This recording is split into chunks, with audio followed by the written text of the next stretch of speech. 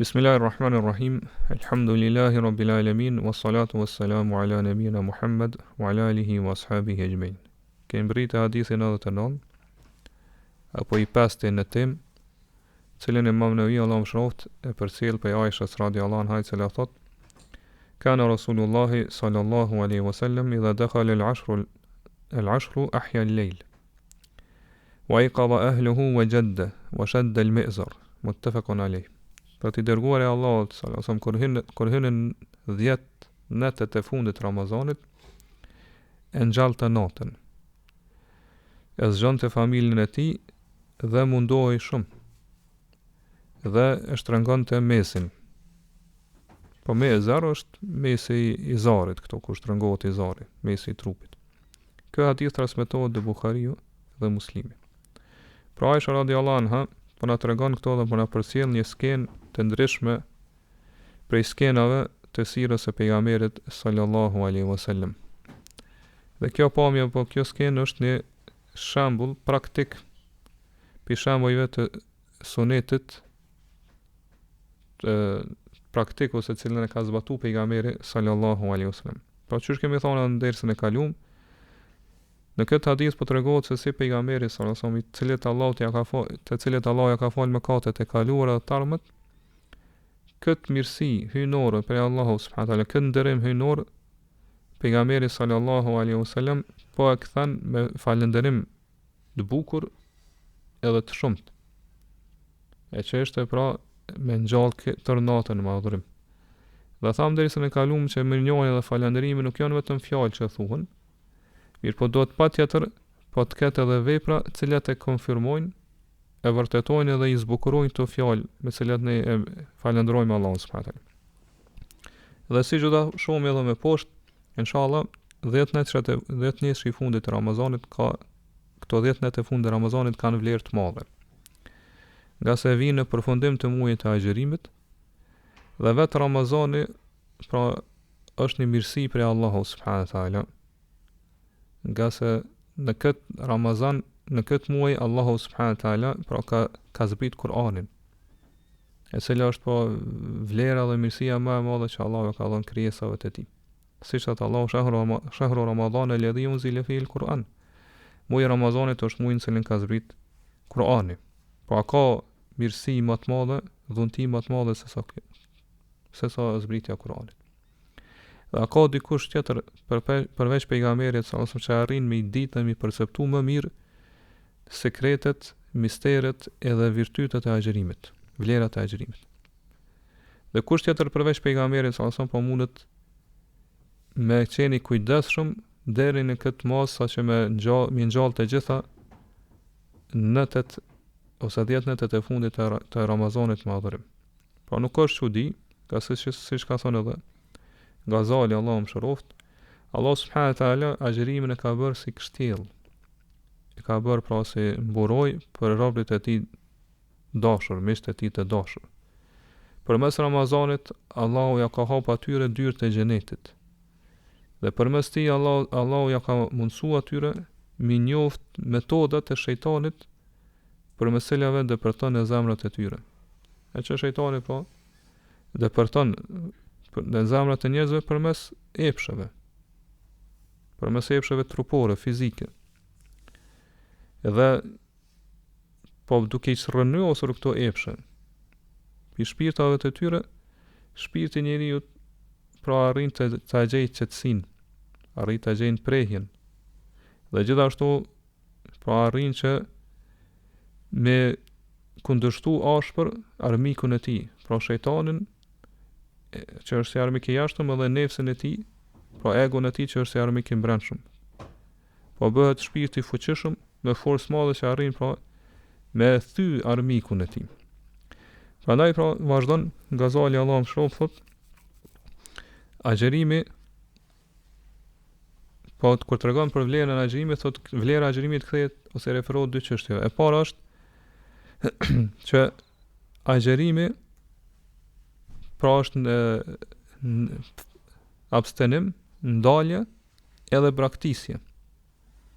Kjo është arsyeja pra pse Allah subhanahu wa taala e ka atribua agjërimin të vetja ti në mesën e këtë ibadete dhe adhurime tjera që ja ka bë obligim njerëzve.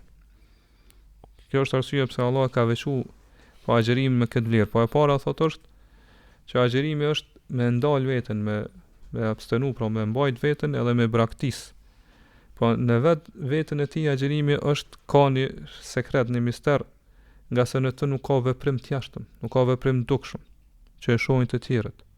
Këto adhurime të tjera, pra, siç dihet, shihen për njerëzve. Po ata e shohin njërin për shembull duke u fal ose duke dhënë zakat e kështu me radhë. Ndërsa agjërimin e sheh vetëm Allahu subhanahu wa taala. Ose e din vetëm Allahu subhanahu wa taala. Dhe e dyta thotë është se përmes agjërimit që është edhe më lart njeriu arrin me thy armikun e tij. Nga se me mjete që përdor shejtani, Allahu mallkoft kundër njeriu, pra janë epshet.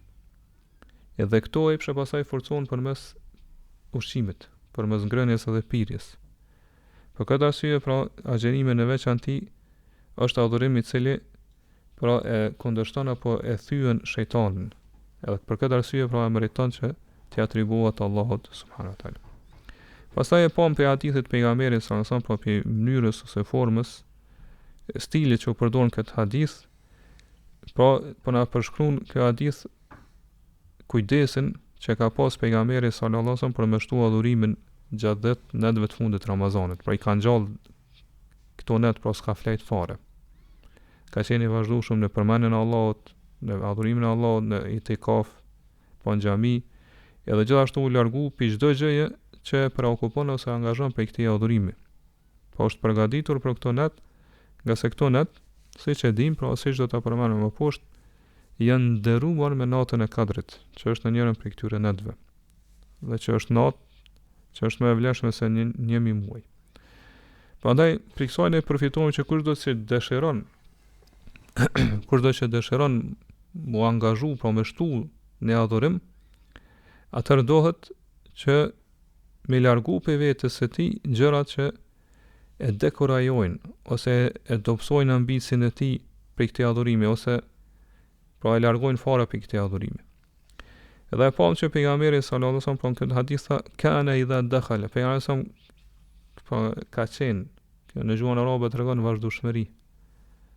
Edhe po ashtu edhe pjesa këtu që përmend idha tregon se kjo ka qenë e vazhdueshme, po e përsëritshme. Po më thon vazhdimisht ka vepruar kështu kur kanë hyrë 10 netët e fundit, po çdo vit pejgamberi sallallahu alajhi wasallam e ka ngjall me adhurim. Është munduar shumë dhe ka shtu adhurimin e tij. Edhe është interesant këto shpreha që u përdor, i kanë ngjall këto 10 netë e fundit të Ramazanit me adhurim. Ka sikur këto kemi një lloj përshkrimi letrar në këtë hadith pejgamberi sa që jep shenjë që nata në cilën nuk ka adhurim është natë e vdekur, si kufum. Po që nuk sjell rezultate, nuk sjell gjurmë në jetën e besimtarit edhe në imanin dhe zemrën e tij. Po përmes adhurimit gjatë natës edhe përhapet jeta, do thonë të njeri ose të ajo natë. Edhe për shenjave ose sinjaleve, simboleve të kësaj jete të natës, e cila është e mbushur me adhurim, është që pejgamberi sa pra e ka ngjallë edhe familjen, e ka zgjuar edhe familjen e tij. Është munduar shumë dhe çështë tham po e ka shtrënguar mesin e tij, po izarin e tij, mesin e tij. Dhe dietarët këto i kanë dhënë pra dy kuptime çka do thotë se pejgamberi sa me ka shtrënguar mesin e tij. Disa ka thonë është për qëllim që është larguar pi grave. Që këtyre netëve të bekuara, të bereqetshme u largu, pra pi grave nuk ka bërë marrëdhënie intime. E disa ka thonë është për qëllim që ju ka përvesh punës, ju ka përvesh adhurimit, pra është mundu shumë. Edhe është pra u kupu, pra është përkushtu vetëm në adhurim. Po nuk ka tregu ndonjë dembeli ose përtasi apo neglizhencë. Mirë po, çysh kena me marrë poshtë, po këtë netët pejgamberi sa i ka kalu gjitha këto 10 netët i ka kalu në adhurim. Dhe këto dy shpjegime janë sakta dhe të pranueshme. Nuk kundërshtohen mes vete, ka se qysh sa më lart pejgamberi sa gjatë këtyre 10 netëve ka bëj itikaf, dhe njeriu kur bën itikaf ka ndaluar me afru grave. Qysh sa Allahu la tubashiruhunna wa antum aqifuna fil masajid. Mos ju afroni grave kur jeni duke bën itikaf në xhami. Edhe e dyta pra kuptimi i dytë është i saktë, çu po edhe pe këtij hadithit pejgamberit sallallahu alajhi wasallam. Prandaj pra këto po e shohim atë kulmin e përpjekjes që e ka arritur ose ka vepruar pejgamberi sallallahu alajhi wasallam në adhurimet e tij. Dhe pejgamberi sa është shembulli më i mirë, shembulli më i lartë për çdo musliman. Prandaj pra për këtë arsye edhe dietarët e fikut kanë pajtueshmëri që preferohet për çdo musliman me shtu mundin e tij, me shtu adhurimin e tij gjatë këtyre 10 ditëve të fundit të Ramazanit. Pra me shtu namazin, me shtu sadakan, leximin e Kuranit, dhikrin që tham, duke pasu shembullin e pejgamberit sallallahu alaihi wasallam, i cili përveç që ka nxitë dhe ka inkuraju pra me shtu adhurimin gjatë këtyre natëve, që është e pa më dhe vetë pejgamberit sallallahu alaihi wasallam, pra e ka vepruar një gjë të këtillë, pra ka praktikuar, e ka zbatuar në praktik. Ka se nuk ka net më të vlefshme gjatë vitit se sa to 10 net siç e dim. Edhe që është amalar po janë net cilët janë në fund të adhurimit, në fund të muajit Ramazanit. Dhe veprat pasaj merren pa parasysh ose në konsiderat në bazë të përfundimit. Nëse njeriu e përfundon në adhurim, do thonë me vepra të mira, atëherë i pranohen ato me lejen e Allahut subhanahu wa taala dhe shpërblehet për atë adhurim. Prandaj po ky hadith po na sjell disa tema ose përfitojmë për disa tema të rëndësishme që kanë të bëjnë qoftë me thirrjen davetin për te Allahu subhanahu wa taala ose në përgjithësi. Dhe tema e parë për cilën na flet ky hadith është se pimjeteve të thirrjes së davetit është shembulli i mirë. Po që muslimani njeriu më qenë shembull model i mirë për të tjerët. Kjo është mjeteve më të fuqishme të davetit thirrjes për te Allahu subhanahu wa taala. Edhe me ndikimin më të madh në zemrat e shpirtat e njerëzve. Siç e pa më dhe pejgamberi sallallahu alajhi wasallam në këtë rast po ka qenë shembull i mirë për pjesën tjetër të besimtarëve se si duhet me adhuru Allahun dhe se si duhet mi kalu këto net, pra 10 netet e fundit të Ramazanit. Dhe pejgamberi sallallahu alajhi wasallam pra është shembull dhe model për gjithë muslimanët dhe ata cilët rrugtojnë për te Allahu Zoti i botëve. Vetë Allahu subhanahu wa taala ka thënë: "Laqad kana lakum fi rasulillahi uswatun hasanatun liman kana yarju Allaha wal yawmal akhir wa dhakara Allaha kathira." Vërtet jo e keni shembullin më të mirë, modelin më të mirë të i dërguar i Allahut. Po çdo kënd i cili shpreson takimin me Allahun edhe ringjalljen në ditën e fundit dhe përmend Allahun shumë. Dhe po bro, thamë më lart pejgamberi po përveç që i kanë nxit edhe i kanë inkuraju muslimanët që me fal namazin e natës gjatë Ramazanit, po ka thonë men kama Ramazan e imanan wa ihtisaban ghufira lahu ma taqaddama min dhanbihi. Kurdo që i fal për namazin e natës gjatë Ramazanit me iman, me besim edhe duke shpresuar në shpërblimin e Allahut i falën mëkatet e kaluara, vetë pejgamberi ka qenë i pari i cili po ka vepruar këtë i pari i cili ka fal namazin e natës edhe i pari i cili e ka fal këtë namaz duke shpresuar në shpërblimin e Allahut subhanahu wa taala. Dhe nuk ka mjaftuar vetëm me faljen e namazit natës ose me çfarë do namazit natës, mirë po ka dhënë mund të madh, ka bërë adhurim shumë të madh. Po për thot në hadith gjadde, pra gjadde është që e ka kalu këto 10 njetë me zell të madh. Po qysh e pa pra i kanë gjatë këto 10 netet e fundit me adhurim, nuk ka flejt fare. Edhe pse siç e dim pra nata është kohë kur njeriu flan edhe pra dëshiron mu qetësu, do thonë me pushu e kështu me radhë. Mirë po, pejgamberi pra i ka kalu këto 10 net me adhurim, me qështa me namaz, me dhikr. Për këtë arsye edhe pejgamberi pra ka pas sukses në davetin e tij. Po daveti i tij ka arrit sukses dhe është pranuar pi masave të gjerë. Kështu do të jetë pra edhe gjendja e çdo kujt i cili i thret tjerë për te Allahu subhanahu wa taala, nga se siç e dim pra shikimet e njerëzve janë të lidhura ose drejtuara ka ai. Nëse veprat e tij vërtetojnë fjalët e tij, njerëzit i pranojnë thirrjes së tij. E dëgjojnë thirrjen e tij. Mirë po nëse veprat e tij i kundërshtojnë fjalët e tij, atëherë njerëzit nuk e pranojnë fjalët e tij, madje ai konsiderohet pi thirrsave të këqij, ose atyre që thirrin ka e keqja. Siç ka thonë Ibn al-Qayyim për këtë kategori të njerëzve, thotë këta ju nul prandyrëve të xhenetit edhe i kanë thirrë njerëz me fjalët e tyre për me hyrë në xhenet. Mirë po me veprat e tyre i thrasin njerëz për me shku në xhenem. Sa që fjalët e tyre thot ju thonë njerëzve e janë në xhenet, hynë në xhenet, veprat e tyre ju thonë mos e dëgjoni fjalët e tij. Prandaj thot nëse ata nëse ajo që në cilën thrasin ata është e vërtet, ata vetë do të ishin të parët që do t'i përgjigjeshin pra asaj të vërtetëje.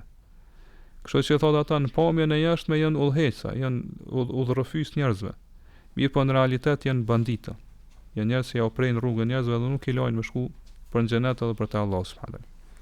Ndërsa pejgamberi sallallahu alajhi wasallam na ka dhënë neve gjithmonë shembullin më të mirë, edhe modelin më të lartë se si duhet të jenë përputhje vepra me fjalën e njeriu. Edhe kështu për arsye pra ka vepruar të gjitha rrethanat edhe gjendjet e tij. Ne po e përmendim vetëm një shembull. Dhe pejgamberi sallallahu alajhi wasallam ka thënë pra siç e dim, udhëheqësi muslimanëve, komandanti i tyre. Pra Allah i ka nxit sahabët që me luftu kundër arabishëve. Mirë pa i ka qenë i pare i cili ka qenë pra në vijën e frontit. Para këtë sahabëve, para këtë shokëve. I pare që ka qenë afër armikut. Edhe më i guximshëm, më trimi në ballafaqim dhe përballje me armikun. Po ai ka nxit sahabët që mu ballafaqohen me armikun, luftu me trimëri kundër armikut, mirë po ai ka qenë i pare. Pra në vijën e parë të frontit, edhe i para gjithë sahabëve. Po Ali radhiyallahu anhu tregon thot: "Kunna idha ihmarra al-ba'su wa laki al-qawmu al-qawma ittaqayna bi rasulillahi sallallahu alaihi wasallam." Thot kur shpresoi lufta, betejë, edhe takoheshin dy grupet, pra tabori muslimanëve të idhujtarëve, thot ne mbroheshim me pejgamberin sallallahu alaihi wasallam. Fama yakunu minna ahadun adna ila al-qawmi minhum.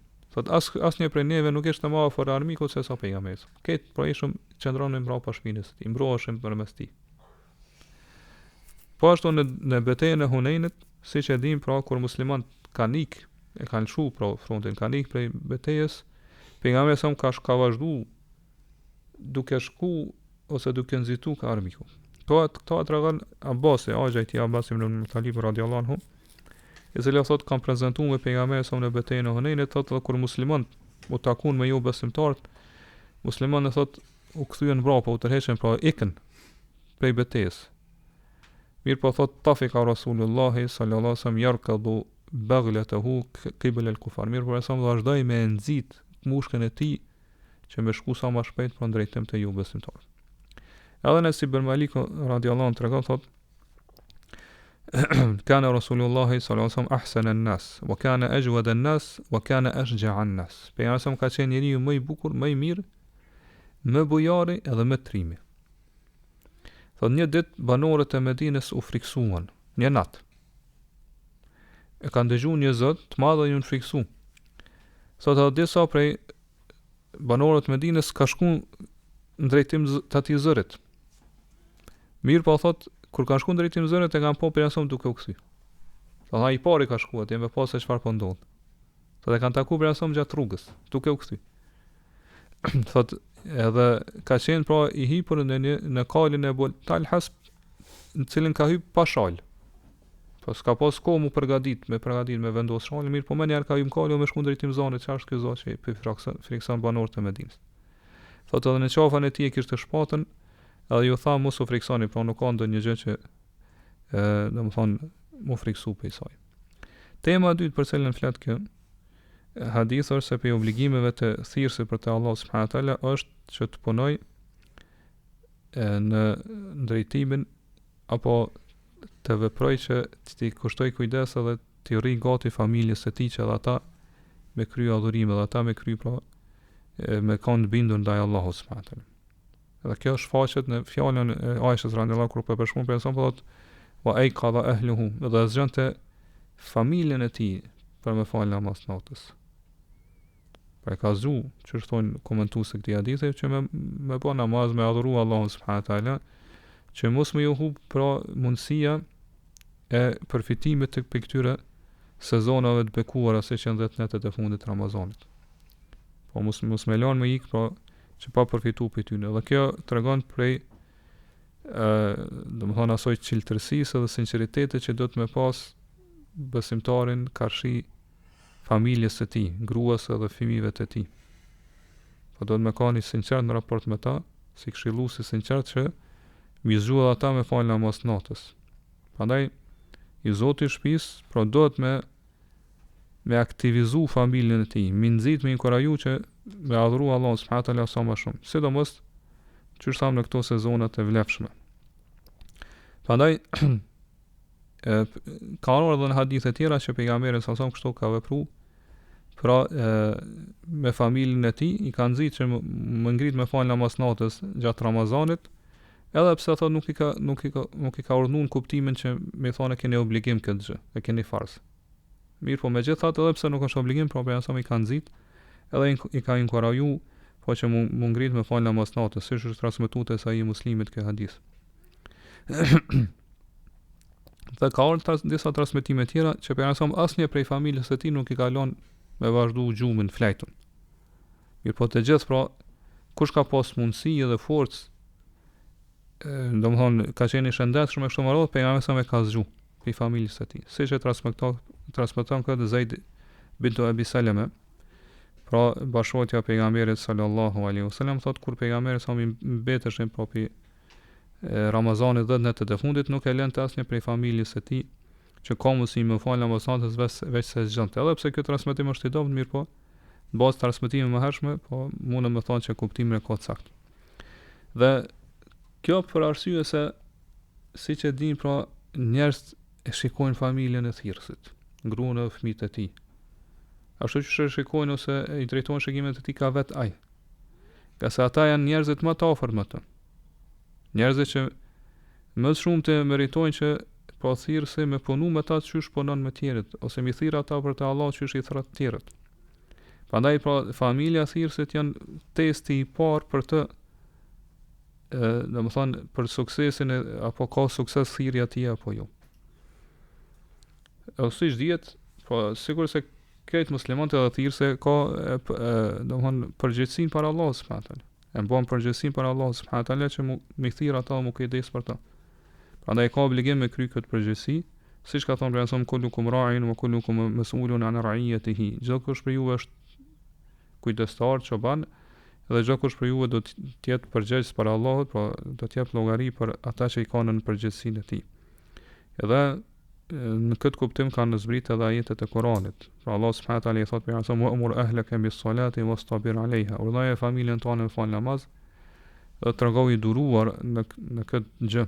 Po kur të urdhëron për me fal namaz. Kur të biu, Allah më shrof thotë pejgamberi, Allah ka urdhëruar pejgamberin që me urdhëru familjen e tij me fal namaz. Dhe po vetë i përmbahet namazit edhe ta praktikoj zbashku me ta, ti përmbahet namazet dhe mos ti ndohet kurr.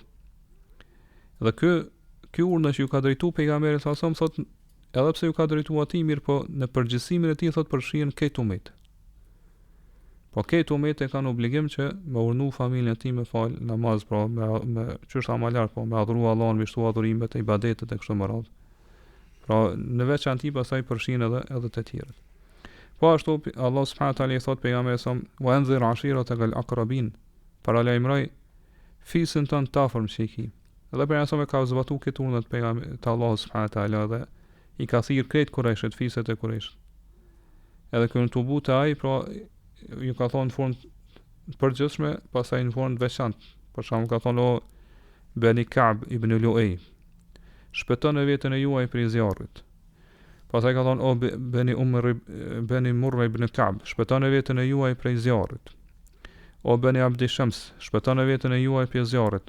O Bani Abdi Manaf, shpëtoni veten e juaj prej zjarrit. O Bani Hashim, shpëtoni veten e juaj prej zjarrit. O Bani Abdul Muttalib, shpëtoni veten e juaj prej zjarrit. Pastaj ka thonë o Fatime, vajzës e tij, shpëtoje veten tonë prej zjarrit, sa nuk të bëj dobi te Allah. Dhe siç e dim, Allah subhanahu wa taala gjithë muslimanëve i ka drejtuar me urdhën e tij, ka thonë ja ayyuhal ladhina amanu qu anfusakum wa ahlikum nara waquduha an-nas wal hijara. Ju që keni besuar, ruani veten e juaj dhe familjen e juaj prej zjarrit ose prej një zjarri që lën djegse të cilët janë njerëzit dhe gurët. Për këtë arsye, pra bashkëpunimi që e bëjnë antarët e familjes mes veti për vepra të mira, ky bashkëpunim e ka merituar që të lavdërohet pe pejgamberit sa dhe të lutet pejgamberit sa për mëshirë. Për ata që antar familjes e bashkëpunojnë mes vetes, sidomos burri dhe gruaja, që me nxit njëri tjetrin me bë adhurim të natës ose me fal namaz të natës. Siç e kemi përmendur edhe ndersën e kaluar pra hadithin ku pejgamberi thotë Allahu mëshiroft atë person, atë burr i cili ngritet gjatë natës dhe falë dhe zgjon edhe gruan e tij. Nëse ajo nuk pranon ose refuzon muzu, thotë hedh ose stërpik fytyrën e saj me ujë. Dhe Allahu mëshiroft atë grua që zgjohet me fal namaz natës, edhe zgjon edhe burrin e saj. Nëse burri i saj refuzon muzu, thotë ajo e stërpik fytyrën e tij me ujë. Dhe për temave që ndërlidhen me këtë ose që i përfitojnë për këtij hadith është mi shfryzu kohët e bereqetshme, kohët e bekuara. Siç po e kuptojnë për këtij hadithit, për janë që ai pra i ka shfryzu këto 10 netët e fundit Ramazanit që janë për kohëve më të bereqetshme ose më të mira ose koha më netët më të mira, më të vlefshme, më të bekuara të vitit. Ose siç tham këtë muaj pra ka zbrit Kur'ani dhe pejgamberi sallallahu alaihi wasallam siç e pa më lart na ka treguar se ai i cili i kalon netët e këtij muaji në namaz natë, po me iman, me besim dhe duke shpesuar në shpëlimin e Allahut, i falën mëkatet e kaluara. Dhe mjafton pra që në këto 10 net është nata Kadrit, natë cilën ka zbrit Kur'ani. Allah thot inna anzalnahu fi lejletil qadr. Ose thot inna anzalnahu fi lejletin mubaraka. Ne kemi zbrit Kur'anin në një natë bekuar. Në surën Kadr thot që kjo natë është më e vlefshme se sa 1000 muaj. Khairun min alfi shahr. Po aq është e bekuar e bereqetshme sa që është e vlefshme më shumë se 1000 muaj. Dhe këto janë informata të njohura për juve, mirë po mos e ndërlidhem me temën na pi përmend. Që Allahu subhanahu wa taala propi gjëra me cilat e ka begatu umetin e pejgamberit sallallahu alaihi wasallam dhe me gjëra me cilat ka veçu, po është edhe muaji Ramazan, i cili është nata Kadrit. Çështja po më lart, pra që Allah e përshkruan këtë natë që është natë e bereqetshme e bekuar për shkak të mirësive, hajrit shumë që janë këtë natë, për shkak të bereqetit edhe vlerës së madhe. Dhe kjo arsyeja pse kjo natë është e bekuar, nga se çështja në këtë natë ka zbrit Kur'ani. Dhe Allah subhanahu wa taala e përshkruan këtë natë se thot fiha yufraku kullu amrin hakim. Në këtë natë ndahet, caktohet çdo urdhën, çdo çështje urtë. Po në këtë natë caktohen kaderet e krijesave që do ndodhin deri në natën e ardhshme të Kadrit, po deri në Ramazanin e ardhshëm, brenda vitit.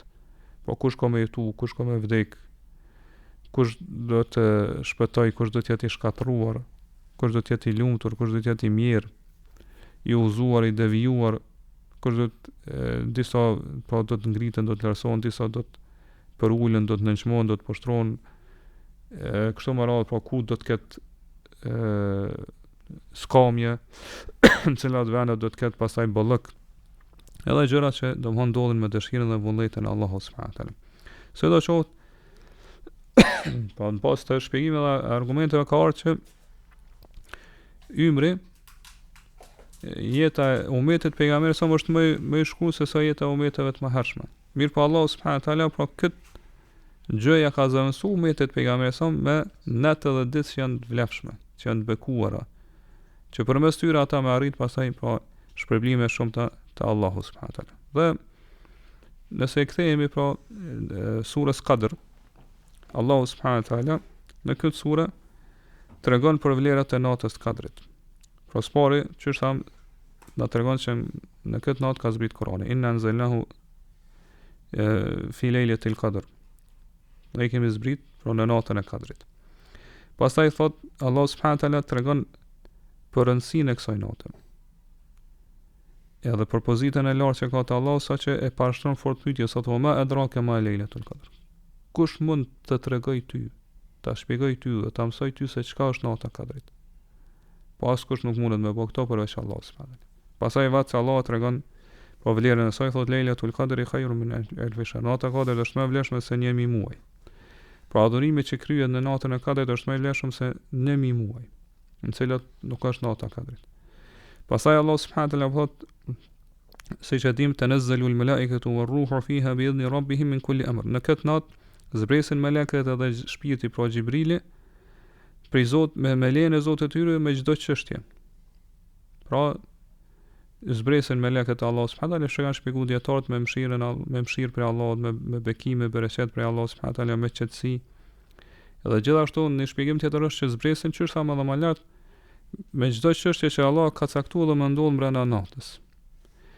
Po ashtu Allah subhanahu wa taala po thot selamun hiya hatta matla'il fajr. Kjo natë është selam, pra shpëtim, selamet deri sa të agon dita. Pra siguria, shpëtimi, selameti zbret këtë natë për besimtarët. Po gjithashtu pi kuptimeve selam është që melekët ju dhojnë selam besimtarëve. Po melekët vazhdimisht kur zbresin këtë natë, pra i përshëndetin me selam besimtarët. Këto ishin pra vetëm shkurtimisht, edhe pse janë të njohura për juve, por sidoqoftë pra ky hadith i pejgamberit sallallahu alaihi wasallam që më duke shpjeguar, pra na flet për këtë na flet për rëndësinë e kësaj nate, siç i përmendëm edhe disa për argumenteve më lart. Prandaj pejgamberi sa pra i shfrytëzonte këto kohë, këto sezona për shkak të mirësisë, vlerës edhe bereqetit të tyre. Dhe vetë pejgamberi sa që tha më lart, po ka boj tikaf këto 10 natë e fundit në mënyrë që me arrit natën e Kadrit ose vlerën e natës Kadrit. Ebu Said el-Khudriu tregon radhiyallahu anhu thotë pejgamberi sallallahu bëri itikaf në 10 netëshin e fundit Ramazanit. Edhe ne bënëm itikaf me të. Pastaj edhe Xhibrili i tha, ajo që po kërkon ti është para teje. Po nuk është në 10 netët e para të Ramazanit. Thotë kështu që pejgamberi sallallahu bëri itikaf në 10 netët e mesme të Ramazanit. Edhe ne bënëm itikaf me të. Edhe Xhibrili tha, ajo që po kërkon ti është para teje. Po jo në 10 netëshin e mesme të Ramazanit. Thotë pastaj thotë pejgamberi sallallahu bëri itikaf në 10 netëshin e fundit dhe ne bënëm itikaf me të. Edhe pastaj pejgamberi sa më tha kush ka bërë itikaf me pejgamberin sa le të kthehet te familja e tij, nga se mua më është treguar ku është nata Kadrit, mirë po e kam harru. Mirë po është në 10 netët e fundit, po në natën tek. Edhe gjithashtu përveç pejgamberit sa itikaf kanë bërë edhe bashkëshortët e tij. Aisha radhiyallahu anha tregon thotë që pejgamberi sa bënte itikaf në 10 netët e fundit Ramazanit derisa Allah ja ka marrë shpirtin, ka vazhduar gjithmonë me bëj itikaf. Po është angazhu që të tham në këto 10 netë e fundit më shumë se sa 10 netë e tjera të Ramazanit. Saqë domthonë është izolu pi njerëzve dhe ka bërë itikaf pra në xhaminë e tij. Pastaj thot mas vdekjes së tij, ne bashkëshortët e tij vazhduam me bëj itikaf në xhaminë e pejgamberit. Edhe Ebu Hurajra tregon thot që pejgamberi në vitin cilën Allah ja ka marrë shpirtin ka bërë itikaf 20 net rresht. Po 20 net e fundit të Ramazanit. Pandaj Abdullah el-Bassam Allahu mëshiroft, po që kur e shpjegon hadithat e pejgamberit sallallahu alajhi wasallam, pra në librin e tij që është shpjegimi i librit Bulughul Maram, thot mundu mi përmbledh veçoritë e këtyre 10 netëve të fundit bekura të Ramazanit në disa rreshta, thot pa i përmarr argumentet, nga se çfarë për argumentet janë të njohura për të gjithë. E para është pi veçorive të këtyre natëve është se pejgamberi sa pra është ka bërë adhurime të shumta, ka dhënë mund të madh, më shumë se sa natë të tjera. Pra edhe adhurimi në këto 10 natë pa është ka qenë i veçantë. Për këtë arsye, që thot Sheikh Uthaymeen Allahu mëshiroft, nuk u transmetu ndonjë hadith që pejgamberi i ka ngjall natën të gjithën me adhurim përveç 10 natëve të fundit të Ramazanit. Por nuk u transmetu që ndonjë natë tjetër të vitit ose të Ramazanit pejgamberi e ka ngjall gjithë natën me adhurim. Edhe pse kemi marrë nderesën e kaluam që pejgamberi sa pra ka adhuruar Allahun derisa ju kanë plasarit ose çar këmbët. Po ka adhuruar Allahun më shumë se gjysma natës, apo sa gjysma natës, po 2/3 e natës apo gjysma natës, apo 1/3 e natës. Mirë po në 10 netën e fundit pejgamberi pra ka adhuruar Allahun gjithë natën. Po fare s'ka flet. Mirë po thotë ka ngjall natën, që ka në këtë hadith, me adhurim. Mirë po këto përfshin thotë të gjitha adhurimet. Nuk do të kesh kuptuar se këtë natën e ka kaluar në namaz. Thotë spari këto përfshihet iftari. Edhe ushqimi i iftarit, edhe ai është adhurim që bëhet për Allahun. Pastaj thotë namazi i yatsis. Pastaj edhe disa veprime tjera, çështje tjera që pejgamberi ka po ose i kanë konsideruar ka llogarit se adhurime që afrojnë te Allahu. Po nuk është qëllimi që këtë natën e ka kaluar në namaz. Thot argument për këtë është se Safia, bashkëshortja e tij, vinte te pejgamberi sa kur ka qenë i tikaf edhe bisedonte me pejgamberin sa pas namazit të yatis. Mirë po pejgamberi sa çdo gjë që vepronte gjatë këtyre 10 minutave e bënte me një të adhurimit. Edhe këtë bisedë me gruan e tij më shumë deri ka bërë me një të adhurimit edhe e ka konsideruar si adhurim që afron te Allahu. Po çdo gjë që ka vepruar gjatë 10 minutave të fundit ose ka qenë namaz ose përgatitje për namaz ose që është për adhurime tjera, dhikr, leximi i Kuranit e kështu me radhë. Sidoqoftë, po, pi veçorive tjera që i përmend ky dietari të 10 minutave të fundit, po përveç që pejgamberi sa më ka shtuar shumë adhurimin, e thotë e dyta është që çështë e pa për e ka zgju familjen e tij, që ata me bë namaz me përmend Allahun, nga se i ka kushtuar rëndësi pejgamberi sa po mi shfryzu këto sezonat bekuara të mira. Nga se këto janë një trofe, një fitim që nuk do të besimtari i logjikshëm, i mençëm me lanë mundësinë vetes së tij mi kjo ose me ja leju vetes së tij mi kjo mundësi me tregu neglizhent edhe pa përfitu. Sidoqoftë, pra që tha më lart besimtari i cili është i sinqert me familjen e tij, po si këshilltar i sinqert, duhet që mos më mjaftu pra vetëm për vete me adhuru Allah subhanahu. Mirë po do të me zgju edhe familjen e tij, pra gruan dhe fëmijët e tij që edhe ata me kalu pra natën ose 10 natët e fundit të Ramazanit me adhurim. Ashtu që ka vepruar pejgamberi sa. Veçoria e tretë është që pejgamberi ka bërë tikaf në këto 10 natë të fundit, që është pa më lart, në mënyrë që me përjetuat kënaqësinë e vetmimit me Allahun subhanahu taala. Po me gjetë lumturinë, qetësinë e zemrës në bisedën me Allahun subhanahu taala, në adhurimin kushtuar Allahut subhanahu taala. Edhe që është më lart po mu largu pe gjitha atyre gjërat që prekupojnë dhe angazhojnë dhe domthonë e largojnë pe kësaj vetmie me Allahun subhanahu taala. Dhe veçoria e katërt është që pra ajo që më shumë të shpresohet ose nata që më shumë të shpresohen në cilat është nata 4, po janë këto 10 natë e fundit, që po me argumentet më lart. Për këtë arsye, pra, këto 10 natë e fundit të Ramazanit janë më të vlefshme prej natëve të vitit. Qëllimi thotë këto është që këto 10 natë e fundit të Ramazanit, 10 natë bekuara, me qenë si përmbyllje e miskut, që thotë Allahu khitamuhu misk, përmbyllje e miskut. Që pra përmbyllje e mirë e bukur e muajit Ramazanit. Pra janë natë madhështore, dobit edhe të mirat e tyre pra janë të shumta, edhe gjithashtu gjithëpërfshise. Prandaj thot vetëm ai i cili është i privuar pi mirësisë tregohet neglizhent gjatë këtyre 10 natëve të fundit. Ai i cili nuk është i kujdesshëm për veten e tij, ose nuk është i sinqert me veten e tij. Marrën se sa kjo thot është ata cilët i kalojnë këto 10 natë e fundit në ndaj edhe me zgjisët e ndaluara, po ku bojnë haram ose gibet ose do më përgojem ose gjëra tjera do më thonë që janë në cilat i bojnë mëkat Allah subhanahu taala, thotë edhe Allahu na rujt edhe na dosht mirëqenie. Sidoqoftë pra, muslimani do të më shfryzu këto kohë të bekuara në cilat shumë fishohen veprat e mira dhe shpërblimet e tyre. Po muslimani në këtë mënyrë udhton për te Allahu subhanahu taala me një udhtim madhështor për një kohë shumë të shkurtër. Po mundohet shumë këto 10 natë e fundit, mirë po ose për shembull 10 natë e para, edhe ditët e para dul hexhës për shembull, ose ditët e tjera që pejgamberi ka treguar që janë pra ditë vlefshme te Allah subhanahu taala.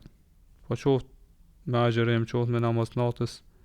Edhe kështu besimtari pra e sheh që përmes mundit edhe angazhimit që bën gjatë këtyre kohëve ose sezonave të vlefshme dhe të bekuara, i ka të i kalu shumë për atyre që adhurojnë Allahun subhanahu taala dhe cilët tregojnë neglizhent në sezonat e hajrate dhe mirësive të shumta. Pra me mund të pakt edhe me kohë shkurt, po janë ditë caktuara, mirë po ai të i kalon të tjerë. Kuptohet muslimani duhet po në çdo kohë me u përpjek, me luftu veten e tij që çdo kohë dhe çdo vend që me adhuru Allahun subhanahu taala, mirë po ajo që konfirmohet ose që përforcohet për muslimanin është që sidomos këtu ditë të vlefshme dhe të bekuara mu mundu që me shtu adhurimin e tij, me luftu veten e tij. Prandaj edhe Hasan al-Basri Allahu më shëroft thotë Allahu e ka bërë muajin e Ramazanit si pistë e garës, pistë garës për krijesat e tij. Thot në të garojnë edhe i tejkalojnë të tjerët ata të cilët përmes adhurimeve arrin tek kënaqësia e Allahut subhanahu wa taala. Prandaj thot ata të cilët i kanë kalu të tjerët, këta janë që fitojnë, ndërsa ata që kanë mbet mbrapa, këta janë ata të cilët janë të zhgënjur ose të dështuar. Prandaj thot është e çuditshme me atë i cili vazhdon të jetë pra neglizhant ose të jetë pra të bëj dëfrime, të qesh, thot edhe në një ditë ku të tjerët, po është fjala për ditën e Bajramit, kur të tjerët po që kanë qenë bamirës fitojnë, ndërsa ata që kanë qenë po pasues të kotës humbin. Edhe Ibn Rajab Allahu më shoh thot, sa i përket atyre të dashurve po që e dojnë Allahun, atyre ju doken të gjata netët e vitit derisa të vinë të 10 netët e fundit të Ramazanit.